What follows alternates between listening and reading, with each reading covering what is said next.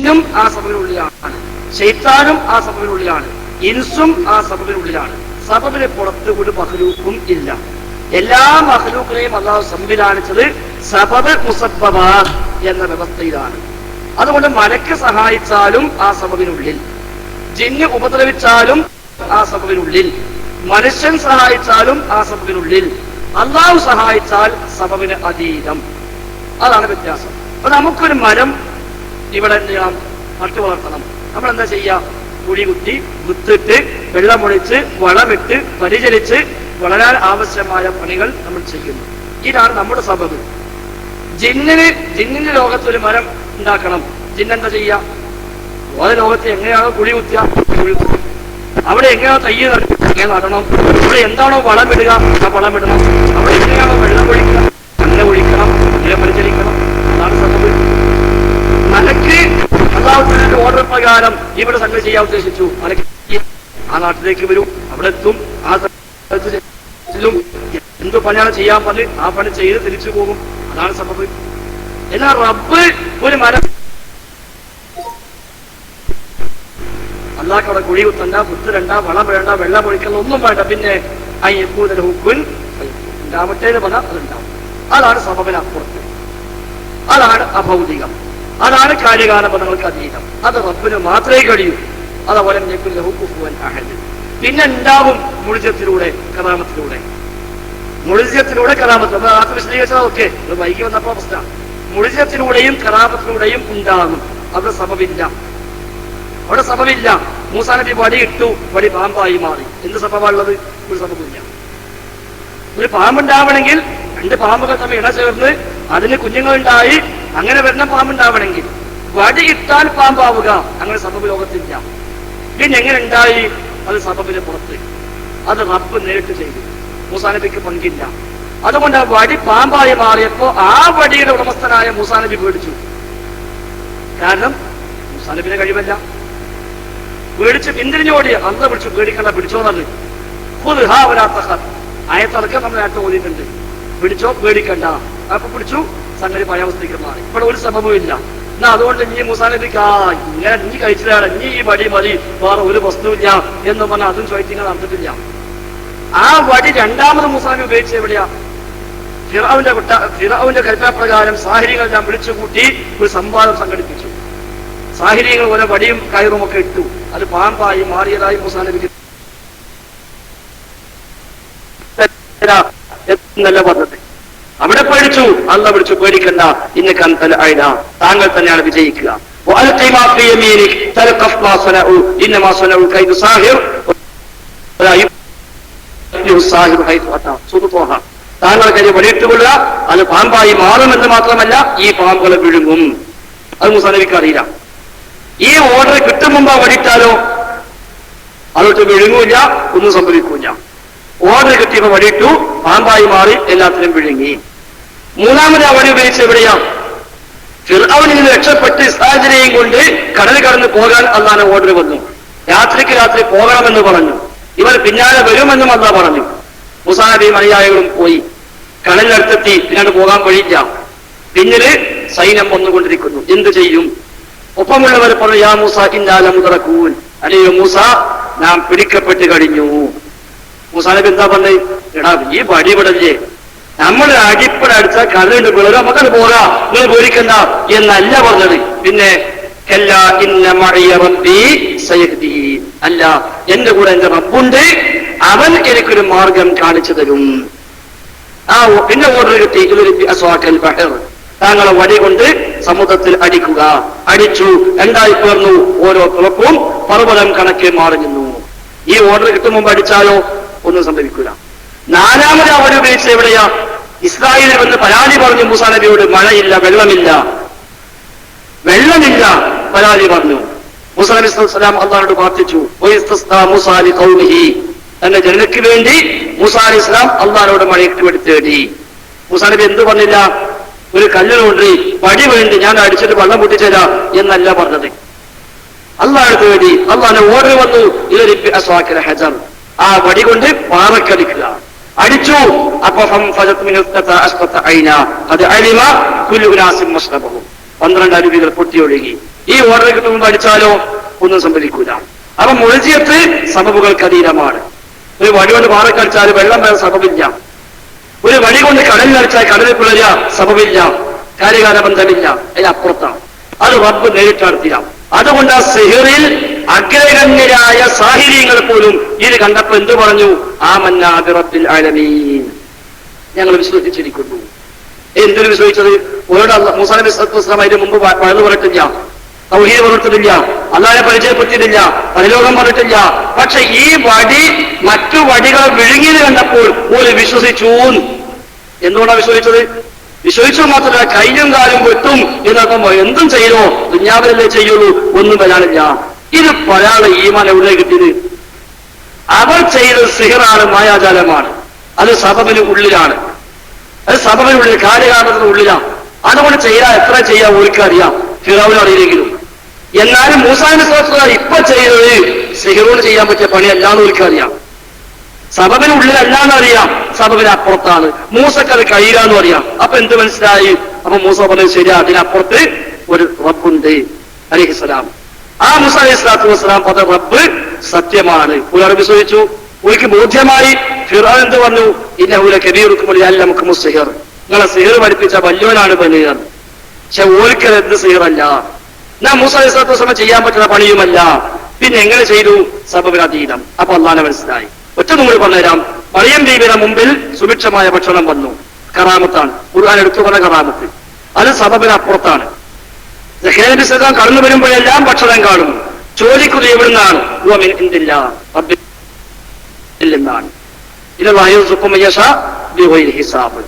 ഇത് സബബിന് അപ്പുറത്താണ്. ഒരാളിന് 3 നേരം മുകളിലേക്ക് ചോറിനാണോ പോലെ പാത്രത്തിൽ കൊണ്ടു കൊടുക്കണമെങ്കിലോ കറാമത്താവോ? കറാമത്താവൂല. കറാമത്തായി.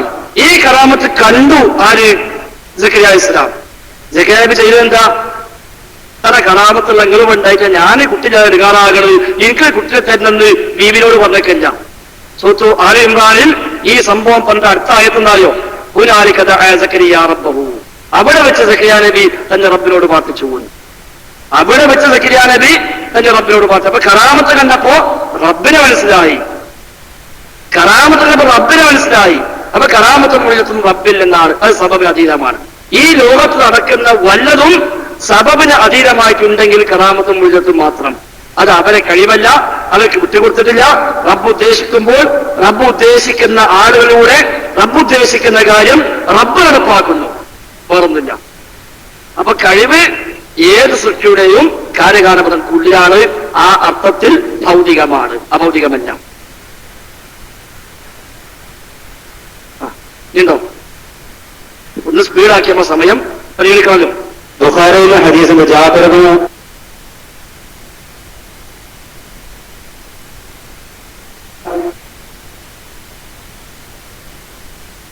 അബ്ദുല്ലാഹി റളിയല്ലാഹു അൻഹു ഹദീസ്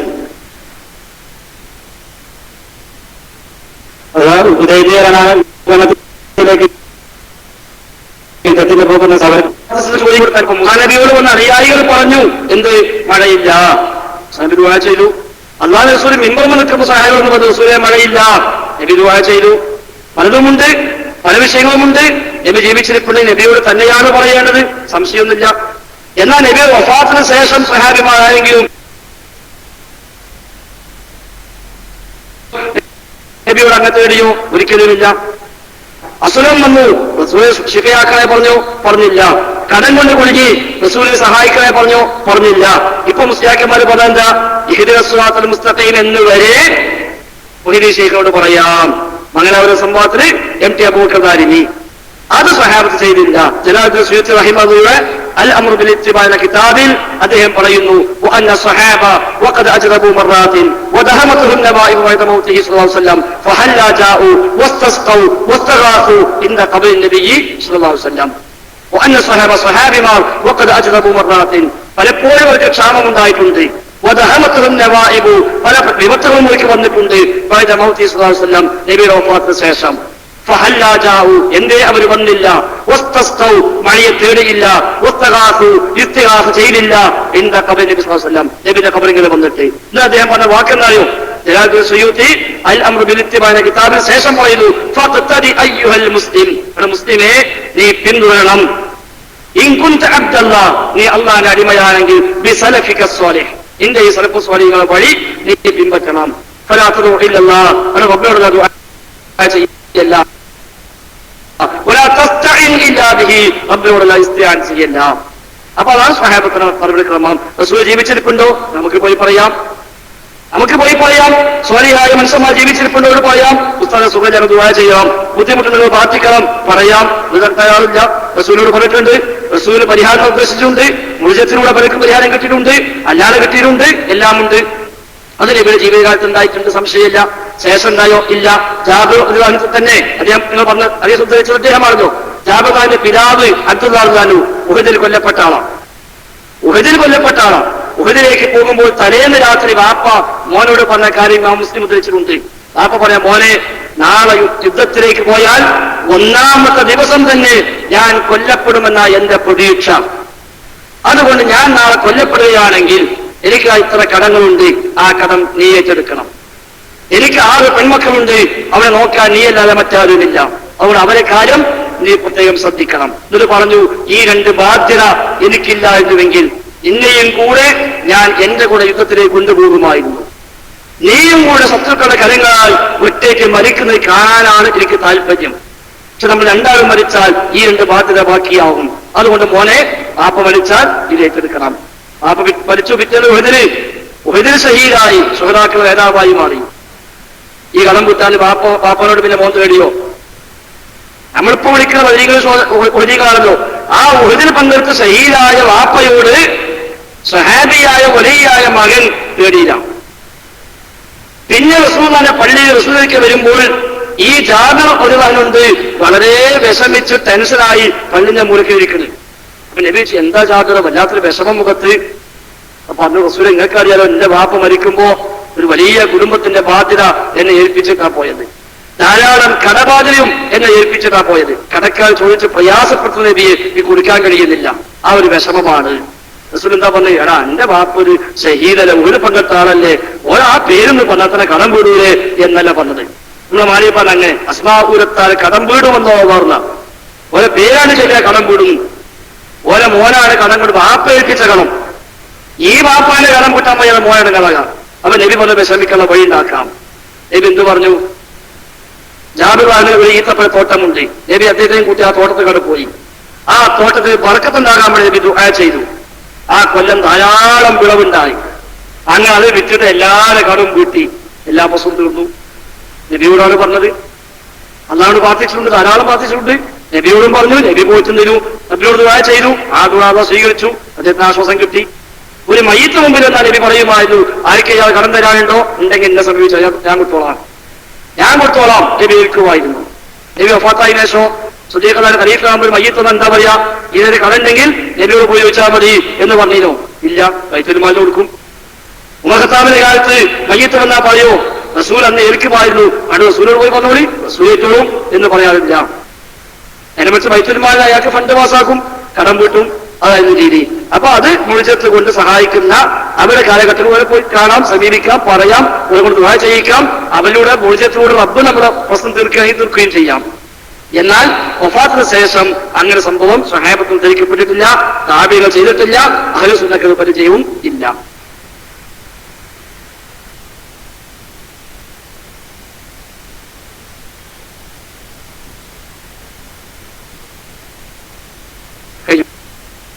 ശരി, അടുത്താണ് ഉണ്ടോ?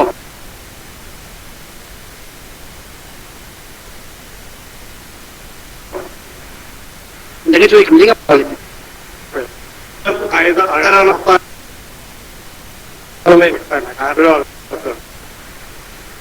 പിന്നെ ചില പണ്ഡിതന്മാർ, മുൻനിരയുള്ള ചില പണ്ഡിതന്മാർ മുമ്പ് പ്രസംഗിച്ച പ്രസംഗങ്ങളില് ഉദയത്ത് സക്രാസലാഹി പറഞ്ഞ പ്രസംഗ വിഷയത്തില് വിജനമായൊരു സ്ഥലത്ത് നമ്മൾ ഏർപ്പെട്ട് കഴിഞ്ഞാല് ജിന്നിനെ, മുസ്ലിം ജിന്നുകളോ അല്ലെങ്കിൽ വിശ്വാസികളായ പിന്നെ അഭൗതികമായ രീതിയിൽ കാണുന്ന മറ്റു ആളുകളോ ഉണ്ടെങ്കിൽ അവരോട് സഹായം തേടാം എന്ന പ്രസംഗത്തിൽ കേട്ടിട്ടുണ്ട്. അതിനെക്കുറിച്ച് അവിടെ പരാമർശമൊന്നും കേട്ടിട്ടില്ല. പക്ഷെ അത്തരം കാര്യങ്ങളിൽ എന്തെങ്കിലും അഭിപ്രായം വിശ്വാസികളായി അങ്ങനെ പ്രസംഗിച്ചിട്ടില്ല. വിജയപ്രദേശം എത്തിപ്പെട്ടാൽ മുസ്ലിം ജനോട് സഹായം തേടാം എന്ന് സക്രിയാസുലായി പറഞ്ഞിട്ടില്ല. അങ്ങനെ പ്രസംഗം കേട്ടിട്ടുണ്ടാവില്ല. അങ്ങനെ പ്രസംഗം കേട്ടിട്ടുണ്ടാവില്ല. അത് ശുദ്ധമായ കളവ് പലരും പ്രചരിപ്പിച്ചതേ ഉള്ളൂ. അങ്ങനെ ക്ലിപ്പ് കേൾക്കാൻ അതിന് കഴിയത്തില്ല. അത് അദ്ദേഹം പ്രസംഗിച്ചിട്ടുമില്ല. ഇനിയും അത് അന്വേഷിക്കാം. സക്രിയാസുലായി അങ്ങനെ പറഞ്ഞു എന്ന് മറ്റു പലരും പറഞ്ഞു. അല്ലാതെ സുലാഹി അത് പറഞ്ഞിട്ടില്ല. ഇതുപോലെ സുന്നി മൂല്യമായി പറയും വഹാബയ്ക്ക് നിൽക്കില്ല, ദുആഇല്ല, സ്വലാത്തില്ല. അവ സുന്നി ആണമായി പറയും വഹാബ ദുആഇല്ലാത്തതല്ലേ, എന്താ ഞങ്ങൾ ഉത്തരവ് എന്ന് പറഞ്ഞ പോലെയാണ്. എതിരാളികളായി വന്ന ചിലർ പറഞ്ഞു നിന്നോട് തേടാൻ പോയിട്ടുണ്ട്, തീരപ്രദേശത്ത് പോലെ വിളിക്കാന്ന് പോയിട്ടുണ്ട്. അങ്ങനെ സുലാഹി പറഞ്ഞിട്ടേ ഇല്ല. പറഞ്ഞിട്ടുണ്ടെങ്കിൽ 100% തെറ്റാണ്, അംഗീകരിക്കാൻ കഴിയില്ല, അങ്ങനെ പറയാൻ പാടുമില്ല, അദ്ദേഹം പറഞ്ഞിട്ടുമില്ല. എന്ന് മാത്രമല്ല അദ്ദേഹത്തെ കുറിച്ച് ഈ ആരോപണം വ്യാപകമായപ്പോൾ അദ്ദേഹം അതും പറഞ്ഞിട്ടുണ്ട്, എന്നെ പറ്റി പ്രചരിപ്പിക്കുന്നു, പക്ഷെ കളവാണ് എന്ന് പറഞ്ഞിട്ടുണ്ട്. ഒരു 2 ദിവസം മുമ്പ് ഞാനും സലാഹിയും ഒന്നിച്ച് ഒരു മുഖാമുഖത്തിൽ പങ്കെടുത്തു നന്ദിയിൽ. അവിടെ അദ്ദേഹം പച്ചയായി പറഞ്ഞു, പലരും പറഞ്ഞു, പക്ഷെ ഒരു ക്ലിപ്പെങ്കിലും കൊണ്ടുവരാൻ കഴിയോ, അതിനെ കാണിക്കാൻ കഴിയോ എന്ന് അദ്ദേഹം വെല്ലുവിളിച്ചു. ഒരുപാട് സ്ഥലത്ത് അദ്ദേഹം വെല്ലുവിളിച്ചിട്ടുണ്ട്. അപ്പൊ അത് കളവാണ്, സലാഹി അങ്ങനെ പറഞ്ഞിട്ടേ ഇല്ല. അങ്ങനെയെങ്കിൽ ഈ പരസ്പരം താക്കീതിന് പകരം ഒരുമിക്കാനുള്ള ശ്രമം നടത്തിക്കൂടെ? അതല്ല നല്ലത്. അതാണ് വേണ്ടത്. പക്ഷേ ഇപ്പൊ നമ്മൾ മനസ്സിലാക്കേണ്ടത്, ഇപ്പൊ ജിന്നിനെ വിളിച്ച് തേടാമെന്ന് പറഞ്ഞതിന്റെ പേരിലല്ല തർക്കമുണ്ടായത്. അത് പറഞ്ഞാലും പറഞ്ഞില്ലെങ്കിലും ഈ തർക്കമുണ്ടാകും. മിണ്ടിയാലും മടി, മിണ്ടില്ലെങ്കിലും മടി എന്ന് പറഞ്ഞിടത്താണ് കാര്യങ്ങൾ എത്തിപ്പെട്ടത്. അപ്പൊ ഇയാളെ അടിക്കണം, അതിന് എന്തേ സംഗതി വേണം. മിണ്ടിയാൽ മിണ്ടിനടിക്കും, മിണ്ടാഞ്ഞാൽ എന്താണ് മിണ്ടാത്ത വെച്ചാലും അടിക്കും. അതായത് രാത്രി സംഘടനയിൽ കുറച്ചു കാലമായി നടന്നത്. ഞങ്ങൾക്കൊരു മാഷുള്ള സ്കൂൾ അറബിക്ക് മൂപ്പർ വന്നിട്ട് മാത്സിന് മൂപ്പർ വന്നിട്ട് പെരടിക്ക് ഭയങ്കര അടിയടിക്കും. അപ്പൊ കരഞ്ഞാൽ എന്താണ് കരയോട് വെച്ചാൽ മൂപ്പർ അടിക്കും. ചിരിക്കലാണ്, അങ്ങനെ ചിരിക്കോളടിക്കും. ചിരിച്ചെന്താ അടിക്കുമ്പോ ചിരിക്കണം, കര കാണിട്ട് പിന്നെ അടിക്കും. ഈ പണിയാണ് സംഘടനയിൽ കുറച്ചു കാലം 1-2 ആളുകൾ ചെയ്തത്. സക്കരിയ സുലാഹി എന്തായിരുന്നാലും സൈഡാക്കണം, ഒഴിവാക്കണം എന്ന് തീരുമാനിച്ച് ഇറങ്ങി പുറപ്പെട്ട 2-3 ആളുകൾ. അവർക്ക് എന്തെങ്കിലും ന്യായം കിട്ടണം, ഒന്നും കിട്ടുന്നില്ല. മാത്രമല്ല ആളുകൾ പറയുമ്പോൾ ആളുകൾ വിശ്വസിക്കണമെങ്കിൽ വിശ്വാസരംഗത്തെ പോരായ്മ ഉണ്ടെന്ന് പറയണം, അപ്പോഴേ ആൾക്കാരെ വിശ്വസിക്കുള്ളൂ. അങ്ങനെ അതിനെ കണ്ടെത്തിയ മാർഗമാണ് ഇയാൾ ആ ജിന്നയോട് പ്രാർത്ഥിക്കുന്നുണ്ട് എന്ന് പ്രചരിപ്പിച്ചത്. അത് 10 കൊല്ലം ഹുസൈൻ മടപൂരിന്റെ അനുയായികൾ പ്രചരിപ്പിച്ച പ്രചാരണമായിരുന്നു. അങ്ങനെ അവർ പ്രചരിപ്പിച്ച തലയും പാലും വെട്ടിമുറിച്ച ചില ക്ലിപ്പുകൾ ക്രോഡീകരിച്ച് CD-യാക്കി KKP അബ്ദുള്ള എന്ന് പറയുന്ന ഒരു മനുഷ്യനെ കൊണ്ട് അബ്ദുറഹ്മാൻ സലഫി എന്ന് പറയുന്ന മറ്റൊരാള് ഈ പ്രചരിപ്പിച്ചു. അങ്ങനെ KKP അബ്ദുള്ള ഈ CD-യുമായി AP-യെ കാണാൻ ചെന്നു. AP അബ്ദുൽ മുതൽ വീട്ടിലേക്ക് കയറും മുമ്പ് AP-ക്ക് അബ്ദുറഹ്മാൻ സലഫിന്റെ ഫോൺ എന്നിട്ട് പറയും, ഓരോ നമ്മുടെ കുട്ടികൾ വരുന്നുണ്ട്, ഓരോ CD ഉണ്ട്, അത് വാങ്ങി വെച്ചത് കേട്ടാളി, ഓനെ കുറച്ചെന്തോ പറയാനുണ്ട്, അത് ഒന്ന് ശ്രദ്ധിക്കി. അപ്പൊ സലഫിയെ വിളിച്ചു വന്നത്, അപ്പൊ AP ശ്രദ്ധിക്കും. പറയും, സാറ് എന്താ സക്കരിയ സുലാഹിന്റെ പോക്ക് ശരി കേട്ടോ, എന്തൊക്കെയപ്പോ ഒരു പറയുന്നത് കേട്ടോക്കൊണ്ടി എന്ന് പറഞ്ഞ് CD കിട്ടുവാൻ പോരും. കുറച്ച് കഴിയുമ്പോ ഇവൻ പോകുന്നു ടീപ്പിനടുത്തേക്ക്. ടീപ്പിന് ഗേറ്റിന് പുറത്ത് നിൽക്കുമ്പോൾ ടീപ്പിക്ക് ഒരു ഫോണ്. ആര്? അബ്ദുറഹ്മാൻ സലഫി. സാർ നമ്മളെ കുട്ടികൾ വരുന്നുണ്ട്, ഓ എന്തോ പറയാണ്ട്, ഒരു CD വരത്തില്ല, അതൊന്ന് കേട്ടാളി. അപ്പൊ മൂപ്പര് കാത്തിക്കും, ഒരു CD കൊടുക്കും, അവിടെ ഇത് പറയും. അത് കഴിഞ്ഞ് MM മലത്തിൽ എല്ലാ നേതാക്കന്മാരെ വീട്ടിലും KKP അബ്ദുള്ള പോയി. KKP അബ്ദുള്ള പറഞ്ഞു, എന്നെ പറഞ്ഞ അബ്ദുറഹ്മാൻ സലഫിയാണ് എന്ന് പിന്നവും പറഞ്ഞു. അപ്പൊ ഇവരൊക്കെ ഉള്ളിൽ ഇങ്ങനെ ധാരണ വന്നു. അടുത്ത യോഗത്തിന് വരുമ്പോ AP വരുന്നത് എങ്ങനെ, ഈ വിഷയം അത് പറയണം എന്ന് വിചാരിച്ച AP വരുന്നത്. ടീപ്പിനെത്തുമ്പം പോയി AP അറിയാം, AP പോയി TP അറിയാം. അപ്പൊ എല്ലാ നേതാക്കന്മാരും വന്ന് ഈ മനസ്സോടെ ഇങ്ങനെ വിഷയം എന്താ, അത് അവിടെ എന്തെങ്കിലും അറിയിക്കണം. ഇവിടെ വന്നു നോക്കുമ്പോഴോ ഒരുത്തം പറയുമ്പോ എല്ലാരും പറയാം. അപ്പൊ എല്ലാവരും ഒറ്റക്കെട്ടായി സക്കരിയാക്കെതിരെ പറഞ്ഞാൽ ഉറപ്പാ മൂപ്പയ്ക്ക് എന്തോ പ്രശ്നമുണ്ട്. അപ്പൊ എന്ത് മനസ്സിലായി, സക്കരിയ കുഴപ്പക്കാരനാണ്, സക്കരിയ പ്രശ്നക്കാരനാണ്, ഞാൻ ഐക്യകണ്ഠനായി എല്ലാവരും പറഞ്ഞു.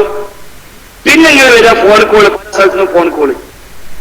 സാർ പിന്നെ പ്രസംഗിച്ചു, എന്താപ്പ ചെയ്യാം, എന്നാ ഈ CD ഉപയോഗിക്കണോ ഇല്ല, അതിന് ബാക്കി അന്വേഷിക്കണോ ഇല്ല, കാരണം വേണ്ടപ്പെട്ടെന്ന് പറയാ, സലഫി വിളിച്ചു പറയാ, അങ്ങനെ സംശയിക്കാമല്ലോ. 4 ഭാഗത്തും ഫോണ്, ഞങ്ങളാൾക്ക് ഇന്നലെയും പ്രസംഗിച്ചു. അങ്ങനെ എന്നെ എന്നാ ഓനെ പ്രസംഗിക്കാൻ വിളിക്കണ്ട, ന്യായമായിട്ട് അവരും പറയില്ലേ. ഈ പണിയാണ് യഥാർത്ഥത്തിൽ. ആടിനെ പട്ടിയാക്കി, പിന്നെ പേപ്പട്ടിയാക്കി, പിന്നെ തല്ലിക്കൊല്ലാൻ നോക്കി.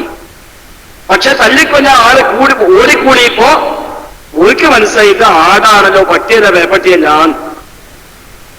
അതാണ് സംഭവിച്ചത്. അല്ല ഇവിടെ ജിന്നിന്റെ പ്രശ്നമില്ല, ജിന്നിനെ വിളിച്ച് തേടാനില്ല, അയാൾ പറഞ്ഞിട്ടില്ല. അങ്ങനെ സഖിയാസുരായി പറഞ്ഞാൽ,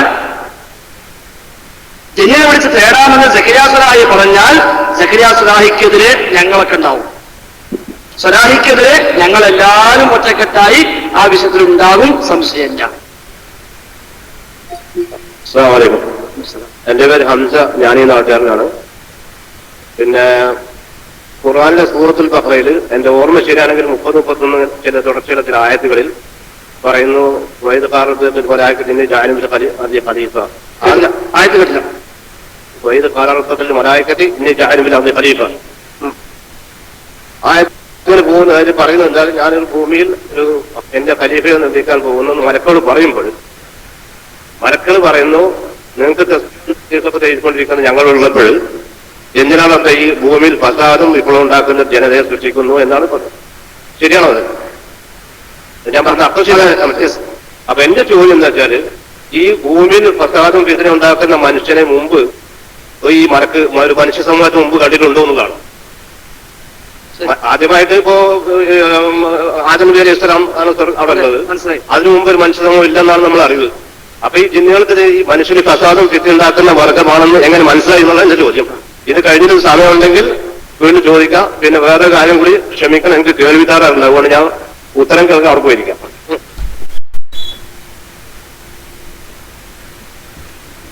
നമ്മുടെ വിഷയവുമായി ലയിക്കുന്നതിന് ബന്ധമുള്ളതല്ല, എന്നാലും ചോദിച്ച സ്ഥിതിക്ക് പറയാം. വിഷയവുമായി ബന്ധപ്പെട്ട ചോദ്യം കയ്യെത്തുന്ന അർത്ഥം. അതായത് മലക്കുകളോട് അല്ലാഹു തആല പറഞ്ഞു മനുഷ്യനെ സൃഷ്ടിക്കാൻ പോകുന്നു. അപ്പൊ മലക്കുകൾ ചോദിച്ചാൽ എന്തിനാണ് ലിമ തജഅലു ഫീഹാ മൻ യുഫ്സിദു ഫീഹാ വയസ്ഫികു ദിമാ, ഫസാദുണ്ടാക്കുന്ന രക്തം ചിന്തുന്നവരെ എന്തിനാണ് സൃഷ്ടിക്കുന്നത് എന്ന് ചോദിച്ചു. അപ്പൊ ഈ വരാൻ പോണ മനുഷ്യന് ഫസാദുണ്ടാക്കുന്ന രക്തം ചിന്തുന്ന മലക്കുകൾ എങ്ങനെ അറിഞ്ഞു? ഇതാണ് വിഷയം. തഫ്സീറിൽ ധാരാളം ചർച്ചകൾ ആ വിഷയത്തിലുണ്ട്. അതിൽ ഒട്ടുമിക്ക മുഫസ്സിറുകളും പറഞ്ഞ ഒരു വ്യാഖ്യാനം, ഒരു പക്ഷേ മനുഷ്യർക്ക് മുമ്പ് ലോകത്ത് ജീവിച്ച മറ്റു പല സൃഷ്ടികളും ഉണ്ടായേക്കാം. ആ സൃഷ്ടികൾ രക്തച്ചൊരിച്ചിലും ഫിത്നയും ഫസാദും ഉണ്ടാക്കി അള്ളാഹു അവരെ മൊത്തം നശിപ്പിച്ചു കളഞ്ഞു. അത് മലക്കുകൾക്കറിയാം. കാരണം ജിന്നുകൾക്ക്, മനുഷ്യന്മാർക്ക് മുമ്പേ മലക്കിനെയും ജിന്നിനെയും അള്ളാഹു പഠിച്ചിട്ടുണ്ട്.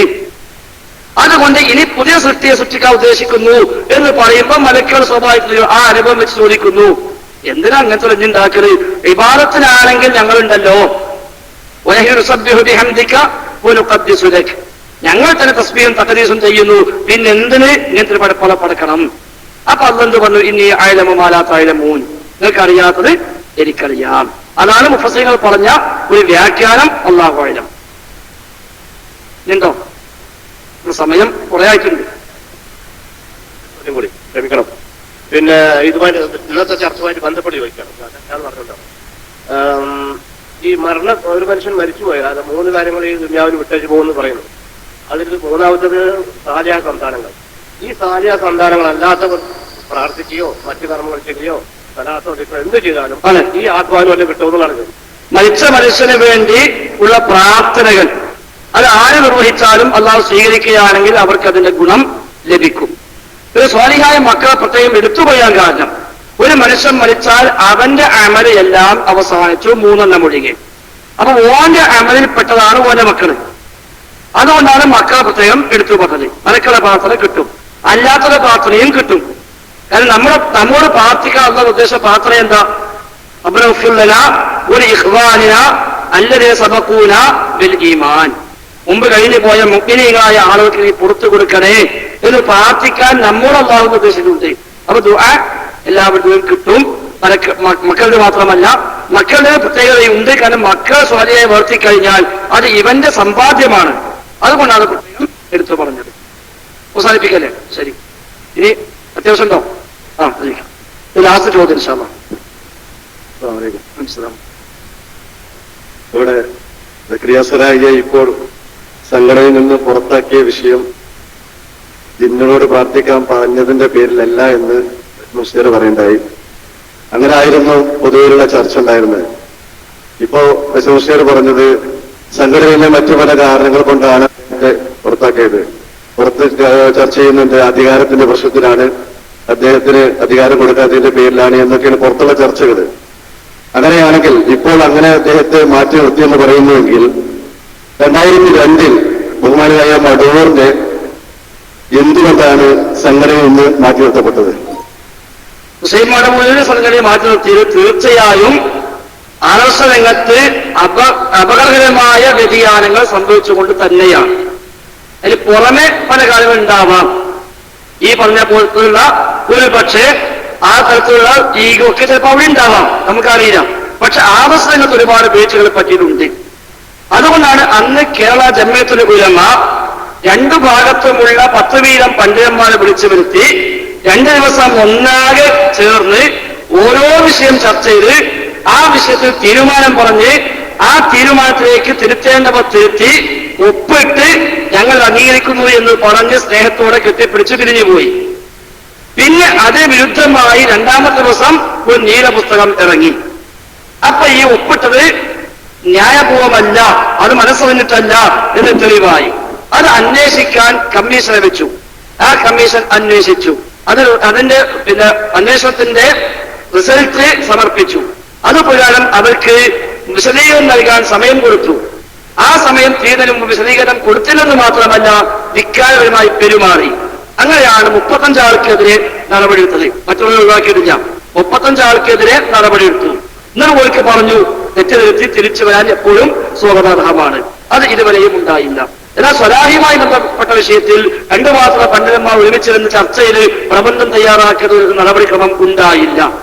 ഉണ്ടായതിന് വരുത്താൻ ചില പണികൾ ചെയ്തു എന്നല്ലാതെ യഥാർത്ഥത്തിൽ ആ നിലയ്ക്ക് ആത്മാർത്ഥമായ ശ്രമം ഉണ്ടായിട്ടില്ല. അത് തീരുമാനം രേഖപ്പെടുത്തിയില്ല. ആ തീരുമാനം KJUവിലെ ഉത്തരവാദപ്പെട്ട മെമ്പർമാരെ വിളിച്ചു ചേർത്ത് അവിടെ അവതരിപ്പിച്ചില്ല. പിന്നീട് KJU ഈ വിഷയത്തിൽ പ്രബന്ധം തയ്യാറാക്കാൻ വേണ്ടി അനീഫ് കായക്കുടിയെയും എന്നെയും ചുമതലപ്പെടുത്തി. ഞങ്ങൾ ഒരുമിച്ച് കൂടി 18 പേജുള്ള പ്രബന്ധം തയ്യാറാക്കി KJUവിന് മുമ്പാകെ സമർപ്പിച്ചു. ആ പ്രബന്ധമാണ് ഇത്. പക്ഷെ ഈ പ്രബന്ധത്തിൽ പറഞ്ഞതുപോലും ആ പറയപ്പെടുന്ന നേതാക്കന്മാർ പിന്നീട് അംഗീകരിച്ചില്ല. ഇതിന് വിരുദ്ധമായ തീരുമാനം വന്നത്, അതിന് വിശദീകരണം ഉണ്ടായില്ല. ആ തീരുമാനം അംഗീകരിക്കാത്ത ആൾക്കെതിരെ എല്ലാം നടപടി വന്നു. MSM-ഉം ISM-ഉം മൊത്തം തിരിച്ചുവിട്ടു. അതേപോലെ ധാരാളം പ്രഭാഷണമാക്കിയത് നടപടി വന്നു. അപ്പൊ ഇത് സ്വലാഹിയുടെ മാത്രം പ്രശ്നമല്ല, ഈ പറയപ്പെട്ട എല്ലാവരും ഇതിനെ വിളിച്ച് നേരിട്ട ഒരിക്കലുമല്ലോ.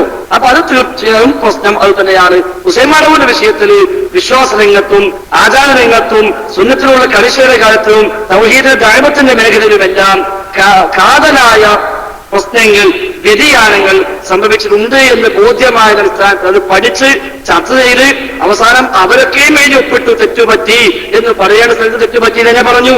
ന്യായമായ തീരുമാനം അംഗീകരിക്കുന്നു എന്ന് പറഞ്ഞു. അങ്ങനെ ഒപ്പിട്ട് പിരിഞ്ഞു. എന്നിട്ട് അദ്ദേഹത്തിന് രംഗത്ത് വന്നു. അപ്പോഴാണ് 35 ആൾക്കെതിരെ നടപടി വന്നത്. എന്ത് ആശയ വ്യതിയാനമാണ് ഹുസൈൻ മടവൂരിൽ അന്ന് ആരോപിക്കപ്പെട്ടത്? 1-2 ഉദാഹരണങ്ങൾ പറയണം. ധാരാളം ഉദാഹരണം ആ വിഷയത്തിലുണ്ട്. ഈമാൻ അല്ല തൗഹീദ്, തൗഹീദ് അല്ല ഈമാൻ എന്ന ആരോപണം വന്നു. ചർച്ച ചെയ്തു. KJ തീരുമാനം പറഞ്ഞു പറയാൻ പാടില്ല, തെറ്റ് തിരുത്തുന്നു എന്ന് പറഞ്ഞു. അതേപോലെ ദഅവ രംഗത്ത് തൗഹീദ് ദഅവത്തിന്റെ മേഖലയിൽ തൗഹീദിനുള്ള 1-ാം സ്ഥാനം അത് അട്ടിമറിച്ചു. അവിടെ മറ്റു പലതിനെയും മേൽക്കോയ്മ കൊണ്ടുവന്നു. അത് ശരിയല്ല എന്ന് പറഞ്ഞു. പൊതുവായ പരസ്പരം ധാരണയുള്ള പൊതു താല്പര്യ മേഖല കണ്ടെത്തണം തൗഹീദ് പറയാനെന്ന് പറഞ്ഞു. അത് ശരിയല്ലാതെ KJ പറഞ്ഞു കൊടുത്തു. അതേപോലെ തറാവീഹ് വിഷയത്തിലുള്ള അയവിളമ്പ നിലപാട് അദ്ദേഹത്തിന്റെ പുസ്തകത്തിൽ വന്നു. അത് KJ ബോധ്യപ്പെടുത്തി കൊടുത്തു. ഇങ്ങനെ തുടങ്ങി പല രംഗത്തും പുസ്തകങ്ങൾ വന്നിട്ടുണ്ട്. പുറത്താക്കിയതിനു ശേഷമാണെങ്കിൽ പറയേണ്ടതില്ലാത്ത വിധം വന്നു. ഇപ്പൊ അവസാനം ഹുസൈൻ മടവൂരിന്റെ കൂട്ടത്തിൽപ്പെട്ട ആളുകൾ തന്നെ ബുഖാരി മുഴുവൻ ഹദീസും സ്വഹീഹല്ല എന്ന് പറയുന്നിടത്തേക്ക് എത്തി. ഹദീസ് തന്നെ സ്വീകരിക്കേണ്ടതില്ല എന്ന് തോന്നിപ്പിക്കുന്ന രൂപത്തിൽ സംസാരങ്ങൾ വന്നു. റമദാനത്തിന് തൊട്ടു മുമ്പ് കണ്ണൂർ കൂത്തുപറമ്പ് വെച്ച് നടന്ന ഒരു വാദപ്രതിവാദം മടവൂർ പക്ഷത്തു നിന്ന് വന്ന ഡോക്ടർ അബ്ദുൽ മജീദ് അയാൾ പറഞ്ഞ ഹദീസാണ് പ്രശ്നം, ഖുർആൻ എടുത്താൽ കുഴപ്പമില്ല, അവിടെ ഖുർആൻ എടുത്താൽ മതി, എന്തിനാണ് ഹദീസിക്ക് പോണത് എന്ന് അയാൾ ചോദിച്ചത്. സ്വഹീഹായ 60 ഹദീസുകളെ ഞാൻ വഈഫാക്കിയെന്ന് അബ്ദുസ്സലാം സുലൈമി പറഞ്ഞു. തൗഹീദ് രംഗത്ത് ജിന്നുമൽക്ക് അഭൗതികമാണ് എന്ന അത്യധികം അപകടമായ വാദം കൊണ്ടുവന്നു. ജിന്നുമൽക്ക് മനുഷ്യനെ സഹായിക്കുകയോ ഉപദ്രവിക്കുകയോ ചെയ്യുമെന്ന് വിശ്വസിച്ചാൽ തന്നെ ശിർക്കാവും എന്ന് സലാം സുല്ലമിയുടെ തൗഹീദ് നവയാഥാസ്ഥിക വ്യതിയാനം എന്ന പുസ്തകത്തിലെ 11-ാമത്തെ പേജിൽ ആൾ എഴുതി വെച്ചു. അവിടെ ഇങ്ങോട്ട് എണ്ണിയാൽ ഒടുങ്ങാത്ത നൂറുകണക്കായ ആദർശ വ്യതിയാനങ്ങൾ അവർക്കുണ്ടായി. അതുകൊണ്ട് തന്നെയാണ് അവരെ തീർച്ചയായും മാറ്റി നിർത്തൽ ന്യായമാണ് എന്ന് നമ്മൾ പറയുന്നത്. ഇനിയോ ബഹുമാനമായ ഫൈസൽ മുസ്ലിയാർ, ഈ ആരോപണങ്ങളൊന്നും ഇത്ര രീതിയിൽ ഇപ്പൊ നിങ്ങൾ പറഞ്ഞ രീതിയിലുള്ള ആരോപണങ്ങളൊന്നും അന്ന് പൊതുവേദിയിലോ അല്ലെങ്കിൽ ഇന്ത്യനോ വേദിയിലോ ചർച്ച ചെയ്തതായിട്ട് ഞങ്ങൾ ആരും കേട്ടിട്ടില്ലല്ലോ. രണ്ട് മുജാഹിദിന്റെ ഭാഗത്തുനിന്നും അന്ന് അതുപോലത്തെ ഫൈസൽ മുസ്ലിയാർ പറഞ്ഞു തൗഹീദല്ല ഈമാൻ എന്ന്. ഒരിക്കൽ പോലും അങ്ങനെ ഒരു ചർച്ച പോലും ഇന്ന് വരെ ഞാൻ കേട്ടിട്ടില്ല. ഒരിക്കൽ പോലും പ്രബന്ധങ്ങളിലൊന്നും 2002 ജൂൺ മാസത്തിൽ ഒരിക്കലിൽ ചേർന്ന് 2 ദിവസത്തെ യോഗത്തിൽ KJUവിന്റെ പ്രതിനിധികളായി 2 ഭാഗത്തും 10 പേർ വീതം പങ്കെടുത്തു, ചർച്ച ചെയ്തു. ഈ വിഷയം പ്രത്യേകം എടുത്തു പറഞ്ഞു. അത് തെറ്റാണെന്ന് ബോധ്യപ്പെടുത്തി. ചെറിയ മുണ്ടമാണ് എഴുതിയത്. അദ്ദേഹം പറഞ്ഞു അത് ഞാൻ സ്വന്തം എഴുതിയാണ്, ഞാൻ തിരുത്തുന്നു എന്ന് പറഞ്ഞു. അങ്ങനെ എഴുതി രേഖപ്പെടുത്തി ഒപ്പിട്ട് പിരിഞ്ഞു. ഒപ്പിട്ട് പിരിഞ്ഞു മാത്രമല്ല, ആ തീരുമാനങ്ങൾ 18 തീരുമാനങ്ങൾ, അന്ന് KJയുടെ 18 തീരുമാനം, ആ 18 തീരുമാനം ബുക്കാക്കി എല്ലാ യൂണിറ്റിലേക്കും അത് വിതരണം ചെയ്തു. നമ്മളൊക്കെ യൂണിറ്റിൽ വന്നു. യൂണിറ്റിൽ യോഗം വിളിച്ച് ഇത് വായിച്ചു കേൾപ്പിക്കാൻ പറഞ്ഞു. അങ്ങനെ വായിച്ചു കേൾപ്പിച്ചു. പക്ഷെ ഈ ഒപ്പിട്ട് പിരിഞ്ഞ് 2ാമത്തെ ദിവസമാണ് നീലപുസ്തകം ഇറങ്ങിയത്. ആ നീലപുസ്തകത്തിൽ KJയുടെ നേതാക്കന്മാരെയും പണ്ഡിതന്മാരെയും ഈ തീരുമാനങ്ങളെയും വളരെ മോശമായി ചിത്രീകരിച്ചുകൊണ്ടാണ് ആ പുസ്തകം ഇറങ്ങിയത്. എന്നിട്ടും പുറത്താക്കിയില്ല. ആ പുസ്തകം ഇറക്കിയ ആളുകളെ അന്വേഷിച്ച് കണ്ടെത്തി വേണ്ട നടപടി സ്വീകരിക്കാൻ ഒരു സമിതി നിശ്ചയിച്ചു. ആ സമിതി അന്വേഷിച്ചു. അതിൽ പിന്നീട് പോലീസ് ആളുകളെ കണ്ടെത്തി അത് റിപ്പോർട്ട് സമർപ്പിച്ചു. അത് ചർച്ച ചെയ്തു. ഇവർക്ക് വിശദീകരിക്കാനുള്ള സമയം കൊടുത്തു. അതിനകം തെറ്റുതിരുത്തി ന്യായമായ വിശദീകരണമായി വന്നാൽ നടപടി ഒഴിവാക്കാമെന്ന് പറഞ്ഞു. പക്ഷേ അവർ ധിക്കാരപരമായി പെരുമാറി. അങ്ങനെ 35 ആൾക്കെതിരെ നടപടിയെടുത്തു. ഈ 35 ആൾക്കെതിരെ നടപടിയെടുത്തപ്പോൾ ഈ ടീം ഒന്നാകെ പറഞ്ഞു ഞങ്ങളും പോവാണ്. അങ്ങനെയാണ് ഒന്നിച്ചു പോയത്. 35 ആൾക്കെതിരെ അല്ലാതെ വേറെ ഒരാൾക്കെതിരെയും അന്ന് നടപടി എടുത്തിട്ടില്ല. ബാക്കി നബീൽ പറയും. സാറ നബീലാണ് ആവശ്യത്തിൽ കുറച്ചുകൂടി നല്ലത്. അതെ, ഈ 4 പ്രബന്ധം എന്റെ കയ്യിലുണ്ട്. ജമിയത്തുൽ ഉലമ, അതായത് അങ്ങനെയാണെങ്കിൽ അന്ന് ISMനെ പിരിച്ചില്ല. ഹുസൈൻ മടവിൽ അന്ന് ISMൽ ഇല്ലല്ലോ. പിന്നെ എന്തിനാണ് ISMനെ പിരിച്ചുവിട്ട് ഒരു അഡ്വോക്കറ്റ് കമ്മിറ്റി ഉണ്ടാക്കിയത്? അതിന്റെ ഒരു ഉത്തരം പറഞ്ഞത്, അന്ന് ഈ 4 പ്രബന്ധങ്ങൾ അവതരിപ്പിച്ചു. പരസ്പരം ചർച്ച നടന്നു. അതിനുശേഷം തീരുമാനമെടുത്തു. എന്നിട്ട് ഒന്നിച്ച് അതിന്റെ മിനുട്സ് തയ്യാറാക്കിയതിനു ശേഷം 3ാം ദിവസം മിനുട്സിന് ഒപ്പുവെക്കാൻ വേണ്ടി ഒരുമിച്ച് കൂടി. അതിനുശേഷമാണ് ഇവിടെ പറയപ്പെട്ട ക്ഷുദ്രഹൃതി പ്രത്യക്ഷപ്പെടുന്നത്. അത് വിതരണം ചെയ്യുന്നത് ISMന്റെ സംസ്ഥാന കൗൺസിലിൽ വെച്ചിട്ടാണ്, മർക്കസുദ്ദാവിയിലാണ്. എനിക്ക് ആ പുസ്തകം തന്നത് ISMന്റെ ബന്ധപ്പെട്ട ഒരാളാണ്. ആ നിലക്ക് അതിനെക്കുറിച്ച് അന്വേഷണ കമ്മീഷനെ നിയോഗിച്ചു. കൃത്യമായ തെളിവിന്റെ അടിസ്ഥാനത്തിൽ ഇന്ന രൂപത്തിലാണ് കാര്യങ്ങൾ നടന്നത് എന്ന് ബോധ്യപ്പെട്ടപ്പോൾ ഇന്നത് നിങ്ങൾ ചെയ്തത് ശരിയല്ല, എന്തെങ്കിലും നിങ്ങൾക്ക് ബോധിപ്പിക്കാനുണ്ടോ എന്ന് അവരോട് ആവശ്യപ്പെട്ടു. അതിൽ അവർ പറഞ്ഞതെന്താണ്? അങ്ങനെ ഒരു പുസ്തകം തയ്യാറാക്കിയത് ISM അല്ല, ഞങ്ങൾ അറിയില്ല എന്നാണ്. പിന്നീട് കോട്ടക്കൽ വെച്ച് നടന്ന മുജാഹിദുകളുടെ സമ്മേളനം എന്ന രൂപത്തിലുള്ള ഒരു സമ്മേളനത്തിൽ ഒരു സൊവനീർ ഇറങ്ങി. അതില് അസ്ഹർ അലി സാഹിബ് എഴുതിയ ഒരു ലേഖനമുണ്ട്. ആ ലേഖനത്തിൽ പറയാണ്, നീല പുസ്തകം അതും സംഘടനയും എന്ന് പറഞ്ഞിട്ടുള്ള ഹെഡിങ്ങിൽ പിന്നീട് കുറെ കഴിഞ്ഞിട്ട് പറയുന്നു ആ പുസ്തകം ഇറക്കിയത് സംഘടനയിൽ പെട്ട ചില ആളുകൾ മാത്രമായിരുന്നു. അതിന്റെ കോപ്പിയും എന്റെ കയ്യിലുണ്ട്. വിശദമായിട്ട് നമുക്ക് വേണമെങ്കിൽ അത് നേരിട്ട് കണ്ടു തന്നെ ബോധ്യപ്പെടാം. ഹുസൈൻ മടവൂരിനെ കേരള നദുവത്തുൽ മുജാഹിദിൽ നിന്ന് പുറത്താക്കിയിട്ടില്ല. ഈ പണികളൊക്കെ ചെയ്ത ISMന്റെ നേതൃത്വത്തിലുള്ള 35 ആളുകളെ തൽക്കാലം മാറ്റി നിർത്തി തെറ്റ് തിരുത്തി നിങ്ങൾക്ക് തിരിച്ചു വരാനുള്ള സാവകാശവും കൊടുത്തു. ആ യോഗം തീരുമാനമെടുത്തപ്പോൾ 9 ആളുകൾ, 35 അംഗ കേരള നദുവത്തുൽ മുജാഹിദിന്റെ എക്സിക്യൂട്ടീവിലുള്ള 9 ആളുകൾ അതിനെതിരെ നിന്നു. അവരെന്ത് ചെയ്തു? നേരെ പോയിട്ട് ഞങ്ങൾ KNMനെ പിരിച്ചുവിട്ടിരിക്കുന്നു എന്ന് മർക്കസുദ്ദാവയിൽ നിന്ന് KNMന്റെ ലെറ്റർ പേഡിൽ KNMന്റെ സംസ്ഥാന general secretary AP Abdul Khader മൗലവിക്ക് കത്തെഴുതി. നിങ്ങൾ ബാങ്ക് അക്കൗണ്ടും മിനിറ്റ്സ് ബുക്കും സാധനങ്ങളും എല്ലാം ഞങ്ങളെ ഏൽപ്പിക്കണം എന്ന് പറഞ്ഞ് അവർ സ്വയം സംഘടന പ്രഖ്യാപിക്കുകയാണ് ചെയ്തത്. നേരത്തെ തന്നെ പൂളപ്പൊയിൽ ബേസ് ചെയ്തുകൊണ്ട് നദുവത്തുൽ മുജാഹിദീൻ കേരള എന്ന പേരിൽ ഒരു സംഘടന രജിസ്റ്റർ ചെയ്യുകയും ചെയ്തു. ഈ നടപടികളുമായി മുന്നോട്ട് പോയപ്പോഴാണ് പിന്നീട് നമ്മൾ തിരിച്ചറിയുന്നത് കേരള നേതൃത്വ മുജാഹിദിന്റെ പോഷക ഘടകമല്ല ISM. 2000 തന്നെ ഈ നടപടി എടുക്കുകയും മറുപടി ചോദിക്കുകയൊക്കെ ചെയ്യുമ്പോൾ മറുപടി തന്ന ISMന്റെ നേതാക്കന്മാർ പറയുന്നു ISM എന്ന് പറയുന്നത് KNMന്റെ പോഷക ഘടകമല്ല, ഇത് സ്വതന്ത്രമായ ഒരു എൻറ്റൈറ്റി ഉള്ള എല്ലാ നിലക്കും സ്വതന്ത്രമായ ഒരു സംഘടനയാണ്. രണ്ട് സംഘടനകളും ഒരേ ലക്ഷ്യത്തിന് വേണ്ടി പ്രവർത്തിക്കുന്നതാണെങ്കിലും രണ്ടും രണ്ട് സംഘടനയാണ് എന്ന് പറഞ്ഞുകൊണ്ട് ISM നേരത്തെ തന്നെ സ്വതന്ത്രമായി രജിസ്റ്റർ ചെയ്തു എന്നുള്ള വിവരവും 2002 പുറത്തു വരുന്നത്. അത് 2000 തന്നെ രജിസ്റ്റർ ചെയ്തു വെച്ചിട്ടുണ്ട്. ഈ പ്രോസസ് ഒക്കെ നടക്കുന്ന സന്ദർഭത്തിലും ഈ കാര്യങ്ങളൊക്കെ മൂടിവെച്ചു, ISM സ്വതന്ത്രമാക്കി. അവസാനം നദൂത്തുൽ മുജാഹിദീൻ എന്ന സംഘടന ഞങ്ങളുടെ കൈപ്പിടിയിൽ ഒതുങ്ങുകയില്ല എന്ന് നേരത്തെ ബോധ്യപ്പെട്ടപ്പോൾ നദൂത്തുൽ മുജാഹിദീൻ കേരള എന്ന സംഘടന ഉണ്ടാക്കുകയും അതിന്റെ പ്രവർത്തന പരിധി കേരളം മുഴുവനാക്കുകയും ചെയ്തു. ഇതൊക്കെ ഒരുപാട് വിശദീകരിക്കപ്പെട്ടതാണ്.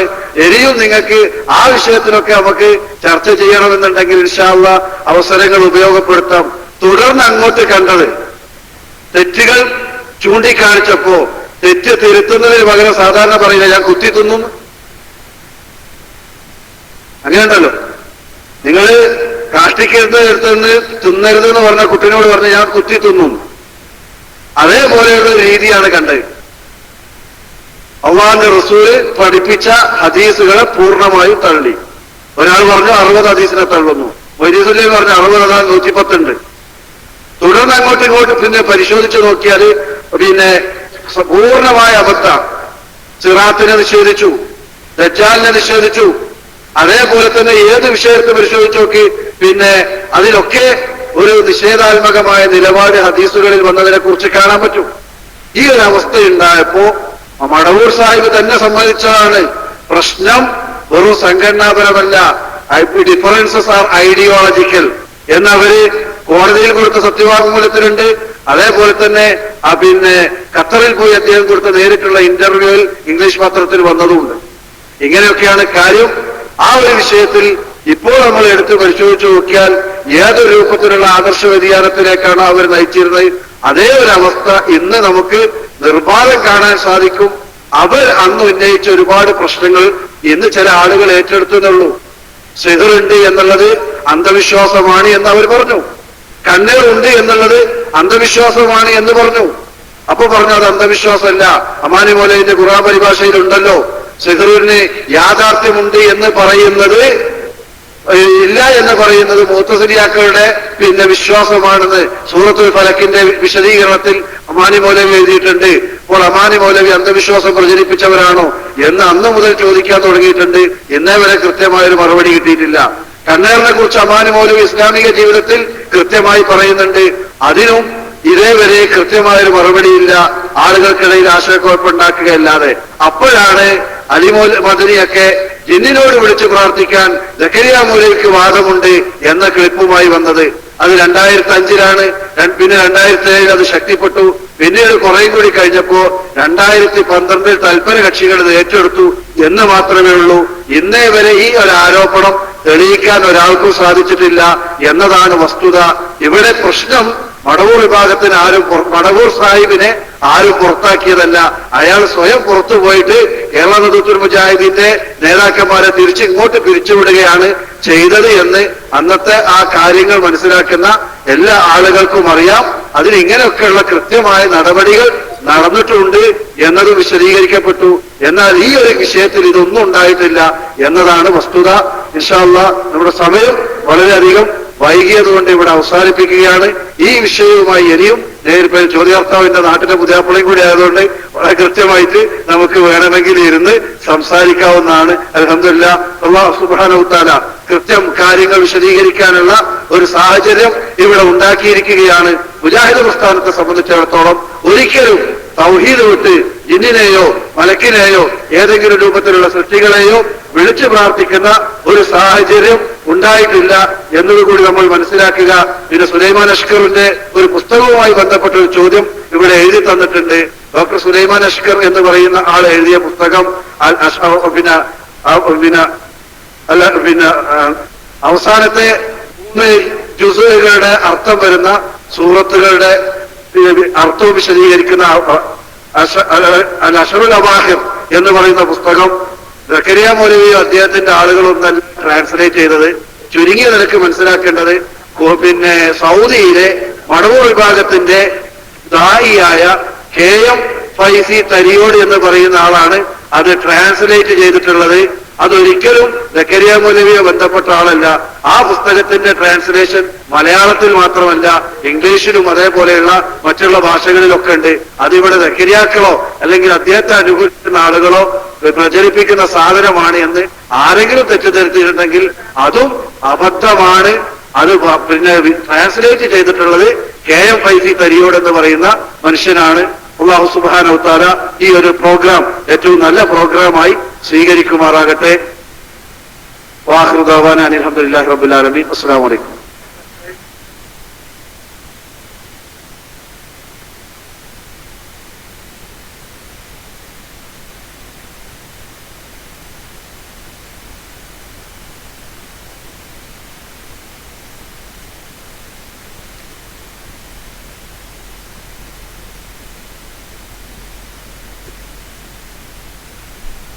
السلام عليكم ورحمة الله.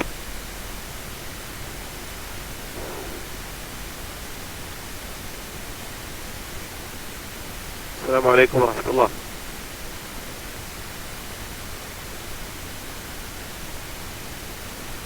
ശബ്ദം കേൾക്കുന്നുണ്ടോ സഹോദരന്മാരെ?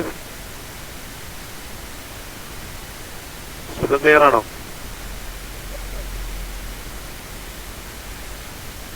നമ്മുടെ ക്ലാസ് തുടങ്ങാൻ തന്നെയാണല്ലോ. അതിന് മുമ്പ് വേറെ വല്ല കാര്യവുമുണ്ടോ അഡ്മിന്മാർ ആരെങ്കിലും?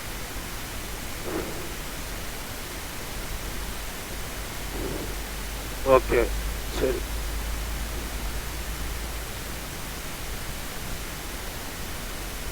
ശരി ശരി നമ്മുടെ കൊച്ചു സഹോദരൻ മസ്വ എന്ന ഐഡിയയിലുള്ള ഷുഐബ് ഇബ്നു ഉമർ അദ്ദേഹത്തിന് മൈക്ക് കൈമാറുകയാണ്.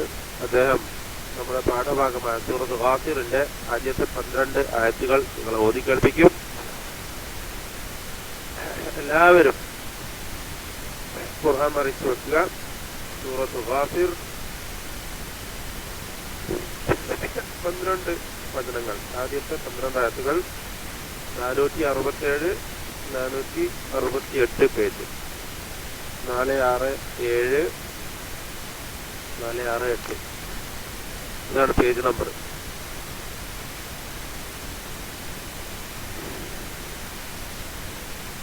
ഓക്കെ, എല്ലാവരും ഖുർആൻ തുറന്നു വെക്കുക. അനാവശ്യമായ ടെക്സ്റ്റുകളും മറ്റ് പരിപാടികളൊക്കെ നിർത്തുക. എന്തൊക്കെ എഴുതി കാണുന്നുണ്ട്.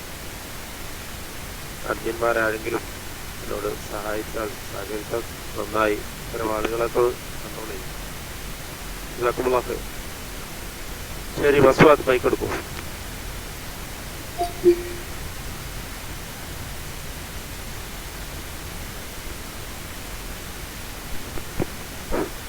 ഹലോ, അസ്സലാമു അലൈക്കും. കേൾക്കുന്നുണ്ടോ? أعوذ بالله من الشيطان الرجيم. بسم الله الرحمن الرحيم. حميم. تنزيل الكتاب من الله العزيز العليم. غافر الذنب وقابل التوب شديد العقاب ذي الطول. لا إله إلا هو إليه المصير. ما يجادل في آيات الله إلا الذين كفروا فلا يغررك تقلبهم في البلاد. كذبت قبلهم قوم نوح والأحزاب من بعدهم وهمت كل أمة برسولهم ليأخذوه وجادلوا بالباطل ليدحضوا به الحق فأخذتهم فكيف كان عقاب وكذلك حقت كلمة ربك على الذين كفروا أنهم أصحاب النار الذين يحملون العرش ومن حوله يسبحون بحمد ربهم ويؤمنون به ويستغفرون للذين آمنوا ربنا وسعت كل شيء رحمة وعلما فاغفر للذين تابوا واتبعوا سبيلك وقهم عذاب الجحيم ربنا وأدخلهم جنات عدن التي وعدتهم ومن